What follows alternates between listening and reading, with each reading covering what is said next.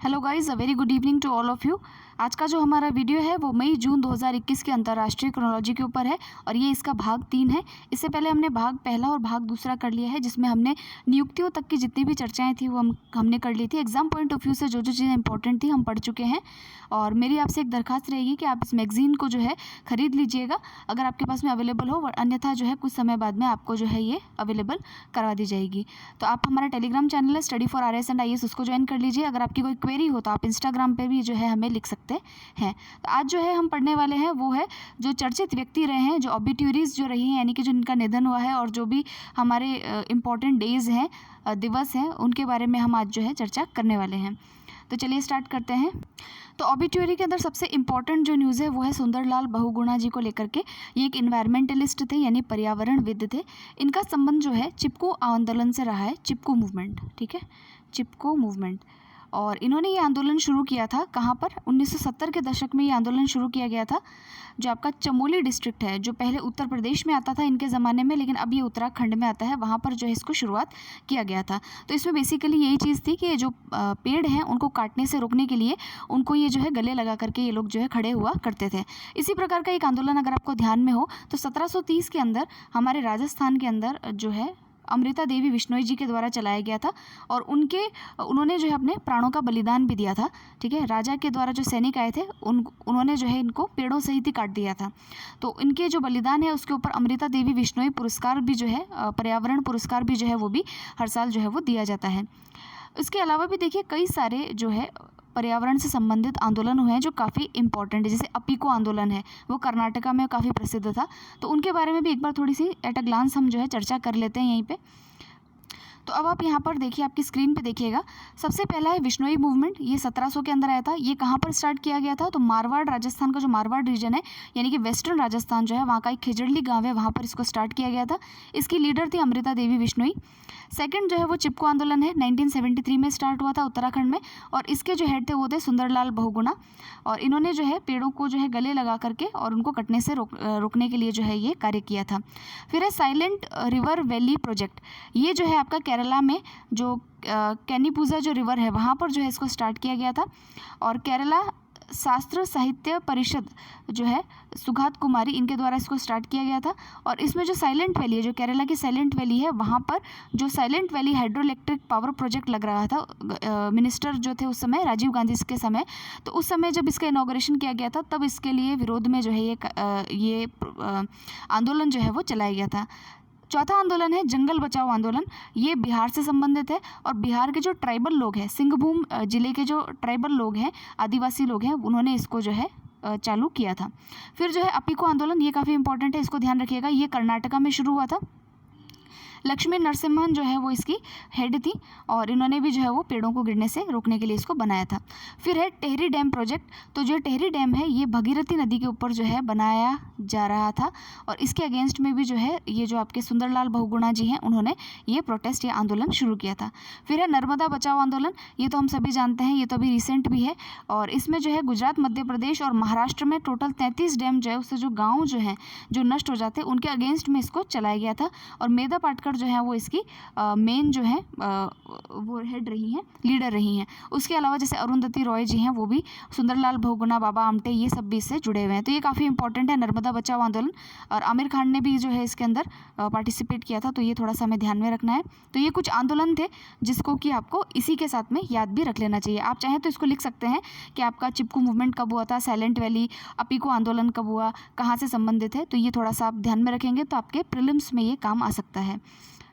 फिर देखिए जो इम्पोर्टेंट व्यक्ति हैं जो कि हमारे बीच में नहीं है, उनमें आता है OP भारद्वाज का नाम। ये भारतीय मुक्केबाजी के पहले द्रोणाचार्य पुरस्कार विजेता कोच रहे हैं, ठीक है। तो इनका जो है हाल ही में निधन हो गया है और ये थोड़ा सा आप ध्यान में रखेंगे। उसके अलावा देखिए और भी कई सारे इन्होंने दे रखे हैं, लेकिन ये किसी काम के नहीं, आप इनको काट सकते हैं, ये हमारे एग्जाम में नहीं पूछे जाएंगे।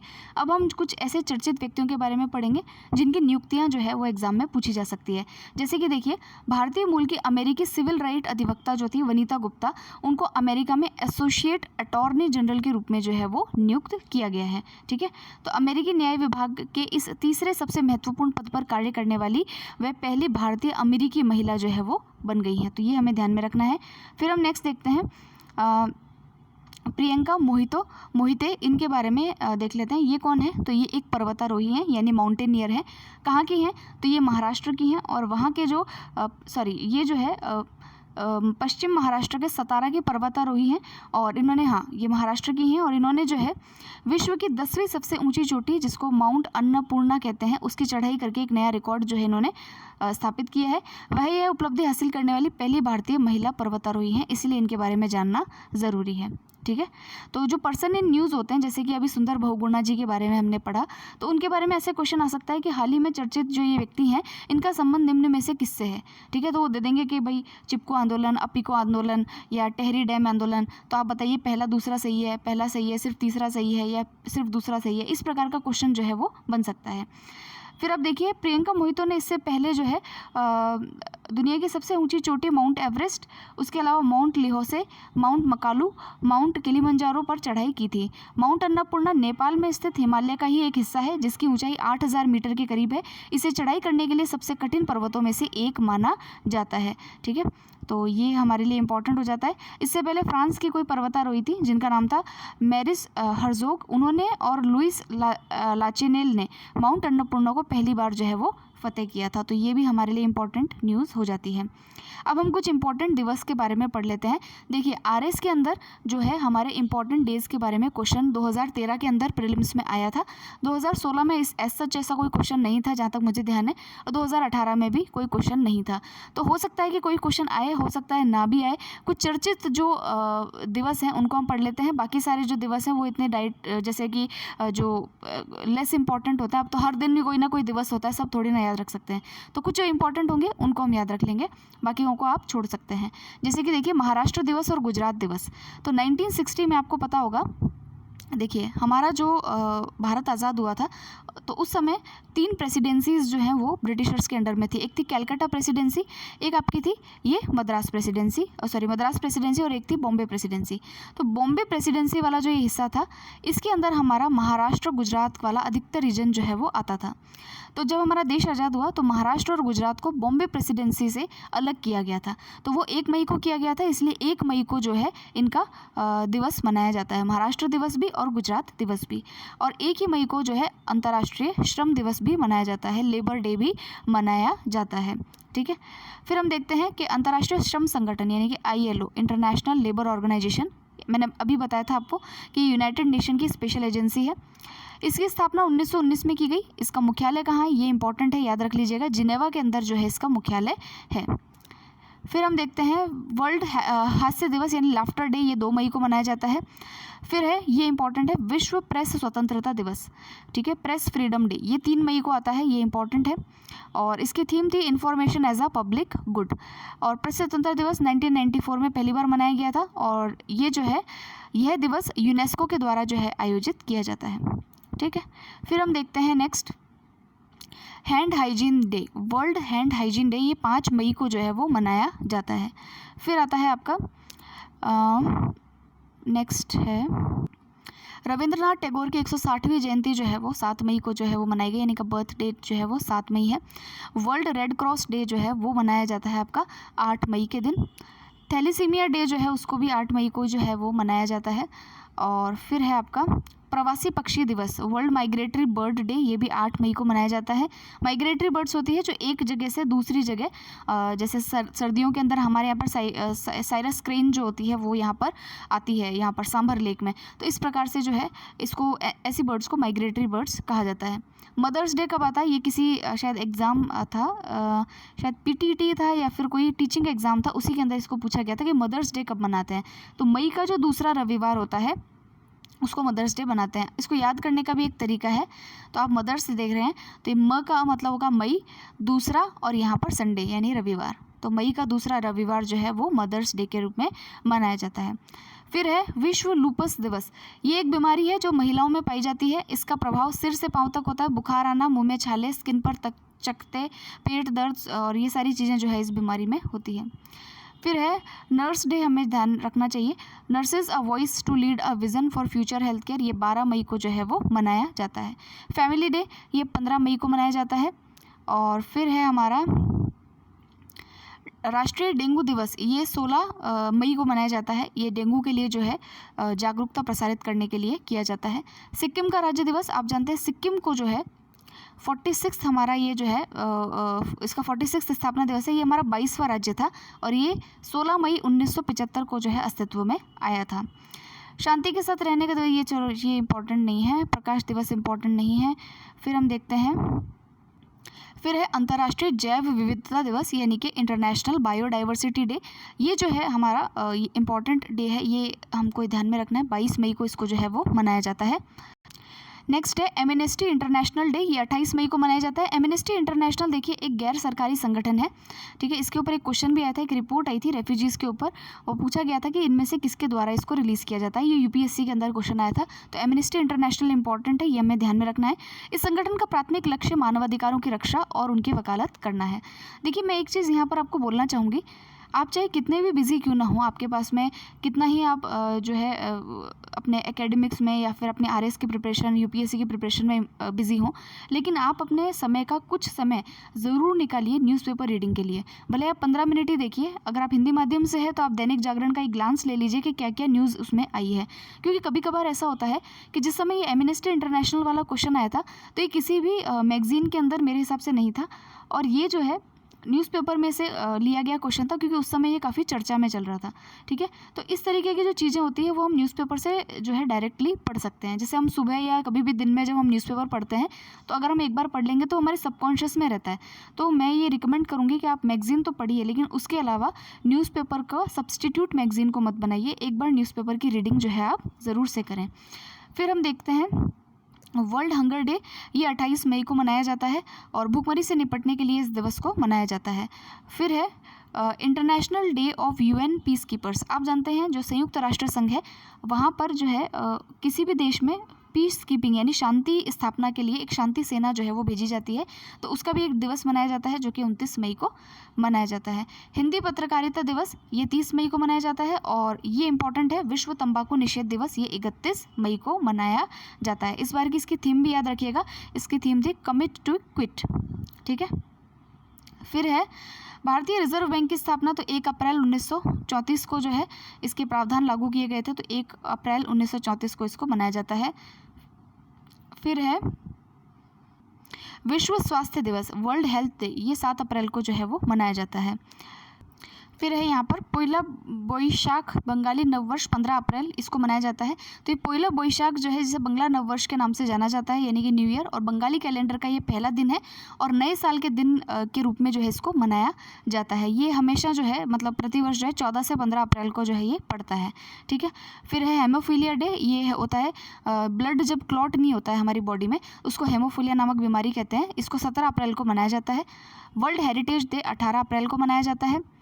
फिर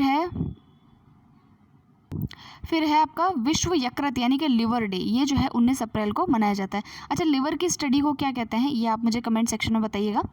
फिर है नेक्स्ट सिविल सर्विसेज डे, ये कब मनाया जाता है ये हमारे लिए इंपॉर्टेंट हमें पता ही होना चाहिए। 21 अप्रैल को जो है सिविल सर्विसेज डे जो है वो मनाया जाता है।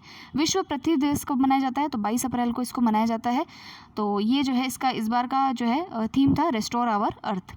अप्रैल वाले मुझे क्या है कि वैसे भी याद रहते हैं, अप्रैल में मेरा भी बर्थडे आता है इसलिए तो अब जो है फिर नेक्स्ट हम चलते हैं राष्ट्रीय पंचायती राज दिवस, ये 24 अप्रैल को आता है और इसके चलते जो है पंचायती राज जो है उसको जो है जो एक्ट बना था Panchayati Raj act 73rd constitutional amendment act 1974 के द्वारा इसको इसी दिन लागू किया गया था, इसीलिए जो है राष्ट्रीय पंचायती राज दिवस जो है वो 24 अप्रैल को मनाया जाता है, ठीक है। और इस बार इन्होंने कहा है कि जो राष्ट्रीय पंचायती राज दिवस था उसमें इन्होंने ई संपत्ति कार्ड का जो है वितरण किया है। तो ये संपत्ति कार्ड क्या है और ये स्वामित्व योजना क्या है इसको एक बार यहाँ पर देख लेते हैं।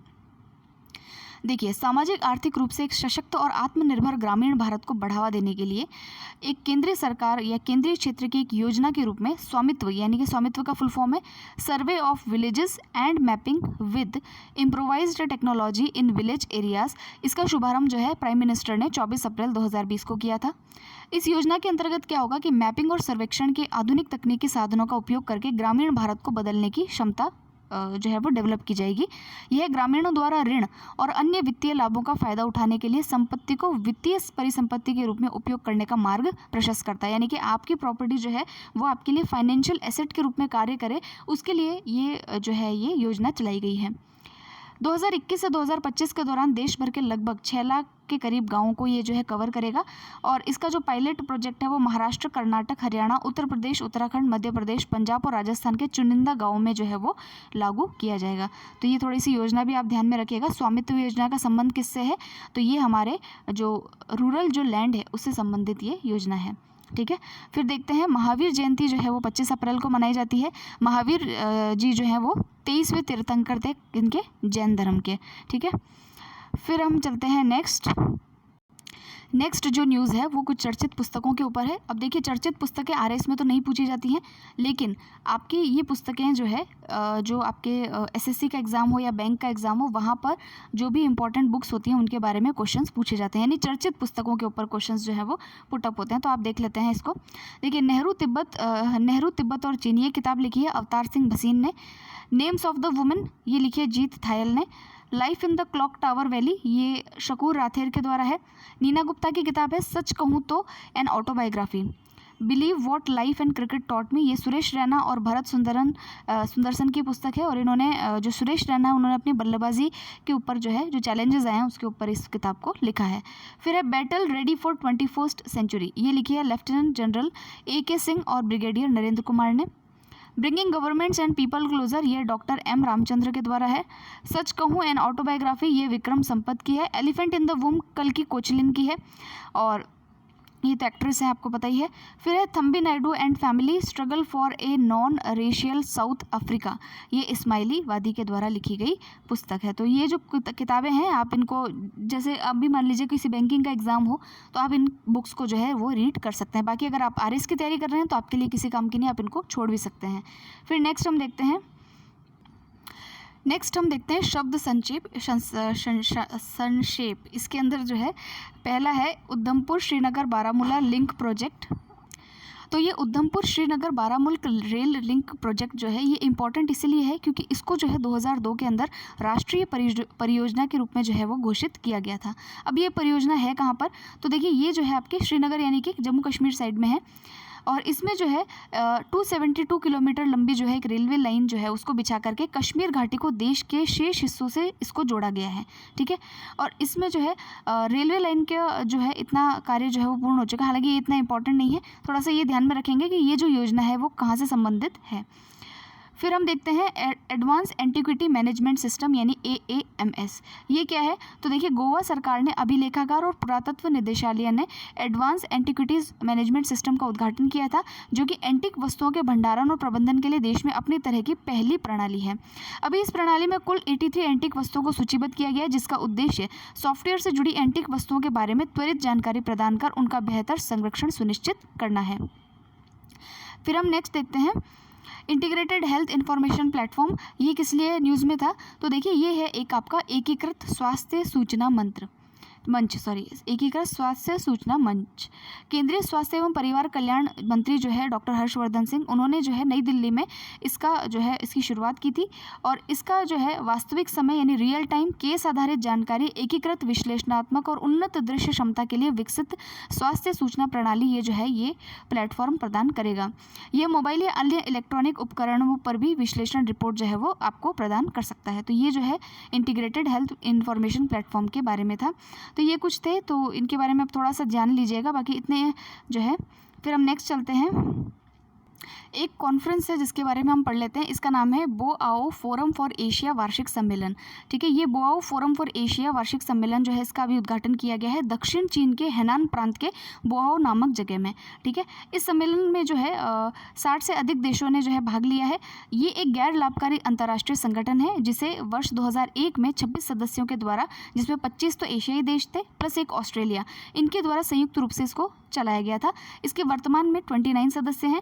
ये एक गैर लाभकारी संगठन है और एशिया और अन्य महाद्वीपों के राष्ट्रीय सरकारों के लीडर्स, बिजनेसमैन, शिक्षाविदों और को वैश्विक मुद्दों पर अपना दृष्टिकोण और सुझाव प्रस्तुत करने के लिए एक प्लेटफॉर्म जो है ये प्रदान करता है। तो ये बोआओ फोरम फॉर एशिया का जो प्रतिवर्ष वार्षिक सम्मेलन है, ये दक्षिण चीन के हैनान प्रांत के बोआओ में ही होता है। तो इसके बारे में थोड़ा सा हम जानकारी रखेंगे। फिर नेक्स्ट है जो जलवायु है यानी क्लाइमेट चेंज है, उस पर नेताओं का शिखर सम्मेलन हुआ है। तो अमेरिका के जो राष्ट्रपति है जो बाइडन, उनके निमंत्रण पर जलवायु पर नेताओं का शिखर सम्मेलन जो है वर्चुअली तरीके से किया गया।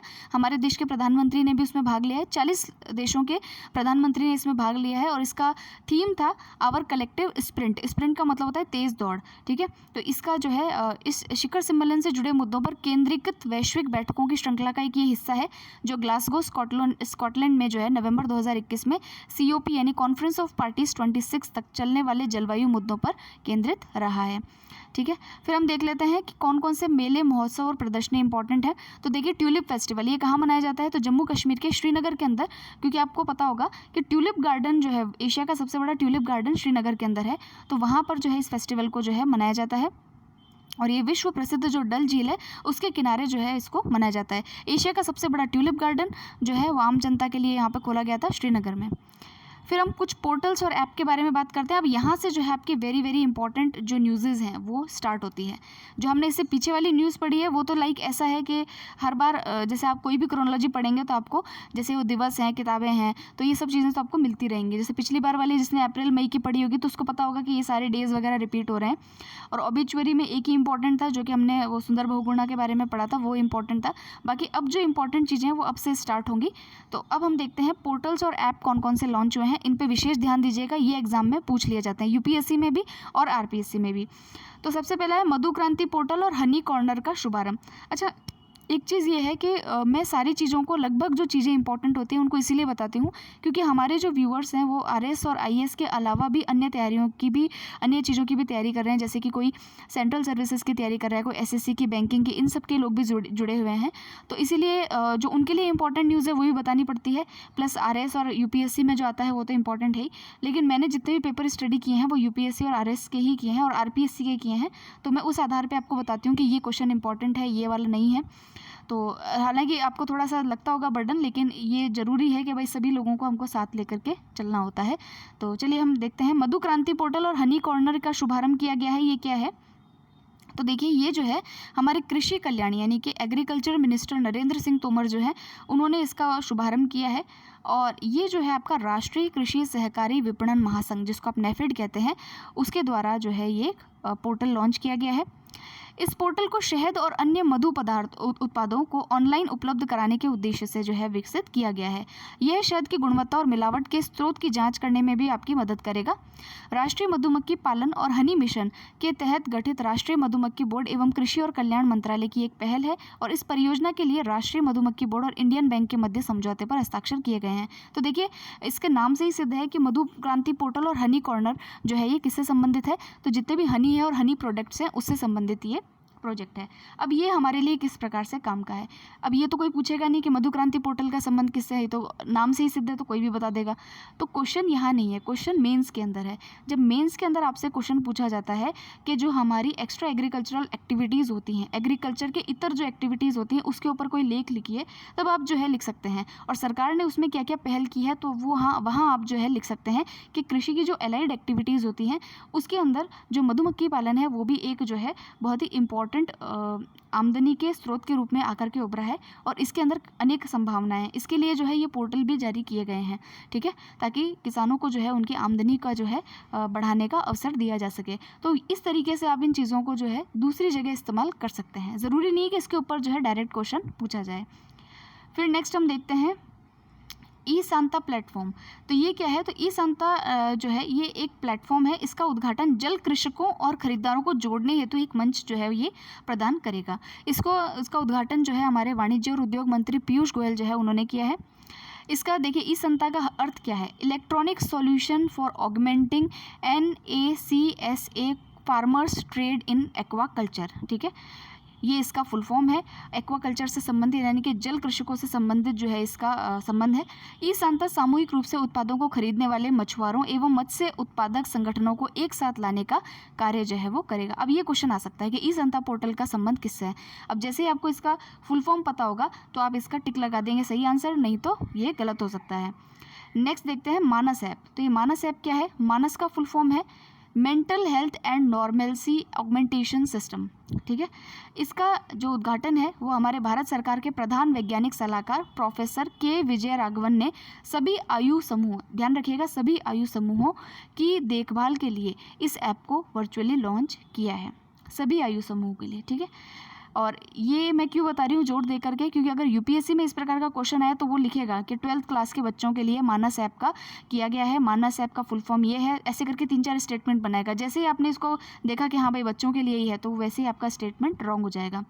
तो इसीलिए आपको ऐसी चीज़ों को अंडरलाइन कर लेना चाहिए। यानी कि अगर लिखा है कि मानस अर्थात मानव ये जो है मानसिक स्वास्थ्य और सामान्य स्वास्थ्य प्रणाली के लिए कार्य करता है और ये सभी आयु वर्गों के लिए, तो सभी आयु वर्ग मतलब इसको अंडरलाइन करना है। इसे प्रधानमंत्री के विज्ञान प्रौद्योगिकी और नवाचार सलाहकार परिषद द्वारा एक राष्ट्रीय कार्यक्रम के रूप में मान्यता प्राप्त है। मानस एक व्यापक विस्तार करने वाला राष्ट्रीय डिजिटल प्लेटफॉर्म है जिसे भारतीय नागरिकों के मानसिक स्वास्थ्य के लिए एक ऐप के रूप में जो है वो विकसित किया गया है। मानस को विकसित करने की पहल भारत सरकार के प्रधान वैज्ञानिक सलाहकार के कार्यकाल के द्वारा जो है वो दी गई है। अब देखिए, इसका जो प्रारंभिक संस्करण था उसमें 15 से 35 वर्ष की उम्र के लोगों में सकारात्मक मानसिक स्वास्थ्य को बढ़ावा देने पर जो है ये केंद्रित किया गया था। तो ये तीनों चीज़ें जो है इसमें इंपॉर्टेंट है, तीनों पोर्टल्स को आपको अच्छे से याद रखना है। नेक्स्ट हम देखते हैं कौन से समझौता और सहयोग हमारे जो है करंट में हुए हैं। नेक्स्ट है कृषि मंत्रालय और माइक्रोसॉफ्ट के बीच में एमओयू साइन हुआ है। तो देखिए, माइक्रोसॉफ्ट और कृषि मंत्रालय के बीच में क्या एमओयू साइन हुआ है? तो केंद्रीय कृषि एवं किसान कल्याण मंत्रालय ने कृषि प्रबंधन यानी कि एग्रीकल्चरल मैनेजमेंट और वितरण प्रणाली यानी डिस्ट्रीब्यूशन सिस्टम में सुधार करने के लिए माइक्रोसॉफ्ट इंडिया के साथ एक समझौता जो है उस पर हस्ताक्षर किए हैं।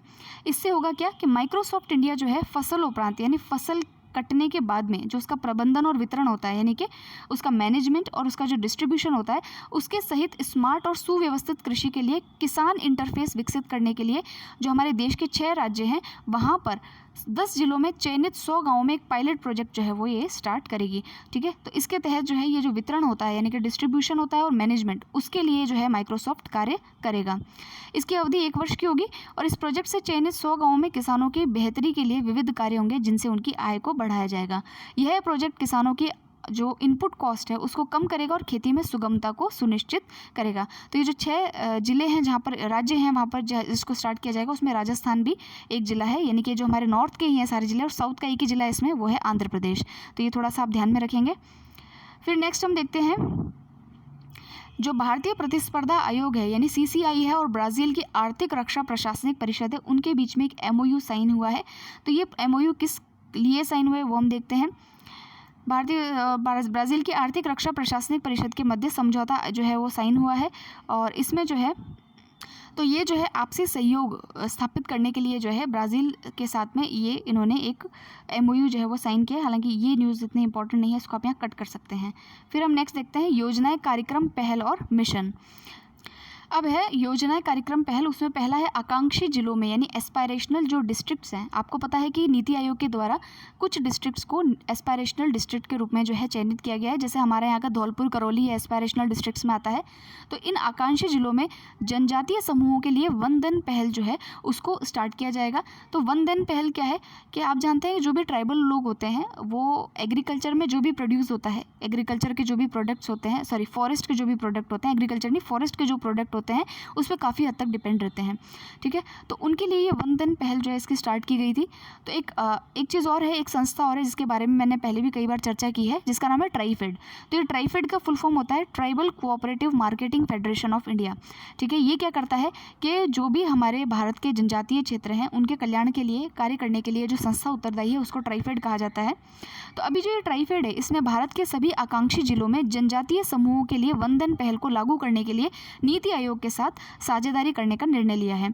इसके अंतर्गत क्या होगा कि जनजातीय कार्य मंत्रालय के अंतर्गत ट्राइफेड की एक समर्पित टीम जो है वो नीति आयोग की टीम की 39 जनजातीय आकांक्षी जिलों के प्रत्येक जिले में वनधन योजना लागू करने के लिए एक अनुवर्ती योजना जो है वो तैयार करेगी। हालांकि ये आप याद करने की जरूरत नहीं है कि 39 जिलों में ये होगा ये नहीं, आपको पता होना चाहिए ट्राइफेड क्या है, वनधन योजना क्या है। ठीक है, क्योंकि जब भी आप कभी भी जैसे कि आप लिखते हैं ये जो है जैसे कि हमारे जो ट्राइबल क्षेत्र हैं जैसे आंध्र प्रदेश है, असम है, छत्तीसगढ़, गुजरात, झारखंड, इस प्रकार के जो ज़िले हैं वहाँ पर जो है इस योजना को जो है वो लागू किया जाता है।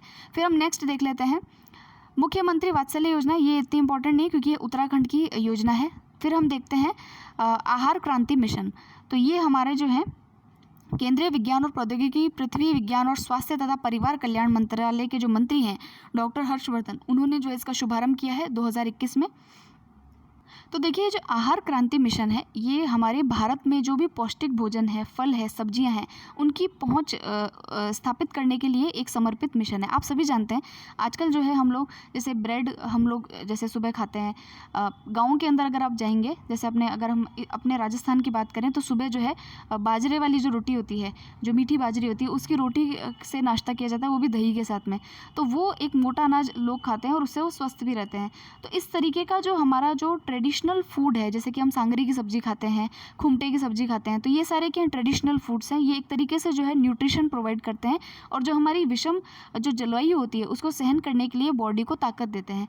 लेकिन ये जो चीज़ें हैं आजकल के जो कहते हैं ना कंज्यूमर गुड्स में ये चीज़ें खोती जा रही हैं। तो इसके लिए जो है कार्य करने के लिए ये इस प्रकार का आहार क्रांति मिशन जो है, आप देख लीजिए कैसा टाइम है कि मिशन चला करके बताना पड़ रहा है कि आप जो पहले खाते थे वो अच्छा है और उसी पर आप ध्यान दीजिए। नहीं तो अब ये ऐसा मिशन जो है ये लॉन्च किया गया है। अब देखिए एक SDG गोल्स के बारे में आपने पढ़ा होगा, सस्टेनेबल डेवलपमेंट गोल्स। तो सस्टेनेबल डेवलपमेंट गोल 3 जो है वो कहता है कि सभी लोगों को जो है स्वच्छ जो फूड होता है, हाइजीनिक फूड जो होता है वो प्रोवाइड कराया जाए। ठीक है, ये गोल होना चाहिए। तो अब देखिए इसमें आहार क्रांति मिशन जो है इसको लॉन्च करने के लिए Vijnana Bharati, global Indian scientist and technocrat forum, विज्ञान प्रसार और प्रवासी भारतीय अकादमी और वैज्ञानिक संपर्क एक मंच पर आए हैं। और इसका आदर्श वाक्य है उत्तम आहार उत्तम विचार या अच्छा आहार अच्छी अनुभूति। इसका उद्देश्य भारत और पूरे विश्व के सामने पेश ढेर सारी भूख और बहुत सी बीमारियों की समस्या का समाधान तलाशना। आपको पता होना चाहिए कि जो UN है उसने 2021 को अंतर्राष्ट्रीय फल एवं सब्जी वर्ष जो है वो घोषित किया है। ठीक है, और ये SDG 3 मैंने आपको बता ही दिया था। फिर नेक्स्ट न्यूज़ देखिए ब्लू नेचर अलायंस। तो देखिए ब्लू नेचर से ही हम समझ में आता है कि अगले ये जो है ब्लू नेचर जो है मतलब वाटर से रिलेटेड ये कोई अलायंस है। अलायंस का मतलब होता है एक तरीके से जो समझौता या एक तरीके से क्या कहते हैं उसको, समझौता या एग्रीमेंट कह सकते हैं। तो इसमें देखिए अगले 5 वर्षों में महत्वपूर्ण जलीय क्षेत्रों में और महासागरों का संरक्षण सुनिश्चित करने के लिए, यानी कि जो ओशन वाटर है उसका कंजर्वेशन करने के लिए एक वैश्विक समुद्रिक पहल जो है उसकी शुरुआत की गई है। तो ये ब्लू नेचर अलायंस नामक इस पहल को विभिन्न जो परोपकारी संगठन हैं और राष्ट्रीय सरकारें हैं, स्थानीय समुदाय हैं, स्वदेशी लोग हैं, वैज्ञानिक हैं, शिक्षाविद हैं, उनके सहयोग से यानी कि सभी के सहयोग से इसको शुरू किया जाएगा। अब इसके अगर इंपॉर्टेंट साझेदारों के बारे में अगर हम देखें तो हालांकि याद नहीं करना आपको, बस थोड़ा सा ध्यान रखिएगा कि इस तरीके की पहल जो है महासागरों को संरक्षण देने के लिए स्टार्ट की गई है जिसका नाम है ब्लू नेचर अलायंस। तो इसके नाम से ही सिद्ध होता है कि ओशंस के प्रोटेक्शन के लिए ये अलायंस है। तो इसके ये साझेदार आपको याद नहीं रखने। फिर आप देखिए कि इस गठबंधन का जो लक्ष्य है वो है 5 वर्षों में विश्व महासागर के 5% की रक्षा करना। ठीक है, फिर हम देखते हैं नेक्स्ट जनजातीय TB पहल। तो अब इसमें क्या है, अब देखिए ये भी अच्छी पहल है एक और इम्पॉर्टेंट भी है। इसको कहते हैं ट्राइबल TB इनिशिएटिव। इसको अभी स्टार्ट किया गया था जो हमारे केंद्रीय स्वास्थ्य और परिवार कल्याण मंत्री डॉक्टर हर्षवर्धन के द्वारा। इस कार्यक्रम के तहत जो है TB के लिए संयुक्त कार्य योजना जो है जो यूनाइटेड प्रोग्राम है उसको लॉन्च किया जाएगा। ये जो है एक मार्गदर्शक नोट TB पर जनजातीय मंत्रालय के विशेष प्रकाशन आलेख और जनजातीय क्षय रोग पहल पर एक दस्तावेज भी जारी किया गया है। ठीक है, तो इसमें ये लोग क्या कहेंगे कि देखिए सबसे पहली चीज़ तो ये है कि भारत के अंदर 104 मिलियन से अधिक जो है वो जनजातीय आबादी है। 700 से ज़्यादा हमारे यहाँ पर जनजातियाँ शामिल है और इसमें भी देखिए कि शुरू में संयुक्त योजना की गतिविधियों में 18 चिन्हित राज्यों के 161 जिलों पर ध्यान केंद्रित करेगी। और इस वर्ष टीबी दिवस कब आता है? 24 अप्रैल के अवसर पर केंद्र शासित जो हमारा प्रदेश है, ये इंपॉर्टेंट है, हमारा जो लक्षद्वीप है यानी यूनियन टेरिटरी है, और जम्मू कश्मीर का बडगाम जो जिला है उसको टीबी मुक्त जो है वो घोषित किया गया था। तो ये हमको याद रखना है। तो टीबी के लिए ये ट्राइबल जो है वहाँ पर ये इस पहल को स्टार्ट किया गया था। फिर नेक्स्ट देखते हैं सार्थक पहल, ये क्या है? तो ये जो सार्थक पहल है ये हमारे केंद्रीय शिक्षा मंत्री रमेश पोखरियाल निशंक जो हैं उन्होंने इसको लॉन्च किया है। तो ये जो हमारी नई शिक्षा नीति है, जो न्यू एजुकेशन पॉलिसी है, इसके बारे में हमने पहले पढ़ चुके हैं। तो इसको 2020 में जो है कार्यान्वित करने के लिए जो है जो 2020 में जो आपकी नेशनल एजुकेशन पॉलिसी आई थी, इसको आगे लॉन्च करने के लिए एक पहल जो है स्टार्ट की गई जिसका नाम है सार्थक। ठीक है, इसके ये जो नई शिक्षा नीति है इसके क्रियान्वयन में जो है ये सार्थक पहल जो है वो मदद करेगी। इस सार्थक का फुल फॉर्म क्या है तो वो हम देख लेते हैं। इसका फुल फॉर्म है student and teachers holistic advancement through quality education. ठीक है, इस पहल को भारतीय स्वतंत्रता के 75 वर्ष पूरे होने के अवसर पर आयोजित होने वाले अमृत महोत्सव कार्यक्रम में भी के एक भाग के रूप में भी जो है स्टार्ट किया गया था। तो इसका मेन मकसद यही है कि जो आपकी नेशनल एजुकेशन पॉलिसी उसको किस प्रकार से लॉन्च किया जाए, इसीलिए एक जो है सार्थक पहल जो है वो लॉन्च की गई है। तो ये हमको ध्यान रखना है। फिर नेक्स्ट है जनजातीय स्वास्थ्य सहयोग के लिए अनामय योजना का जो है वो शुभारंभ जो है वो किया गया है।